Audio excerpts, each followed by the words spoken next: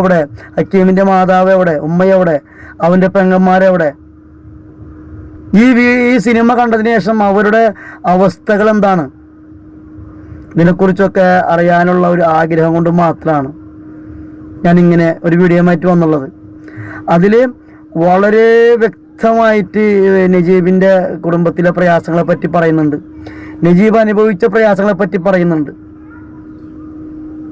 ഇതുപോലെ ഒരു കുടുംബം മരണപ്പെട്ടു പോയ ഹക്കീമിനുണ്ടല്ലോ എന്നുകൊണ്ട് അതിൻ്റെ പുറകിൽ ആരും പോകുന്നില്ല.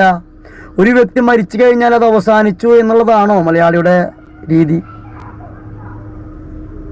അപ്പോൾ പിന്നെ എനിക്ക് പറയാനുള്ളത്, ഈ ഹക്കീം എന്ന് പറയുന്ന വ്യക്തിയുടെ കുടുംബത്തേക്ക് ഈ നജീബ് എന്ന് പറയുന്ന വ്യക്തി പോയിട്ടുണ്ടോ? അവരെക്കുറിച്ച് നജീബ് അന്വേഷിച്ചിട്ടുണ്ടോ? സിനിമ കണ്ടിറങ്ങുന്ന നജീബ് കരയുന്നുണ്ട്, ഇന്റർവ്യൂവിൽ നജീബ് പറയുന്നുണ്ട്, എല്ലായിടത്തും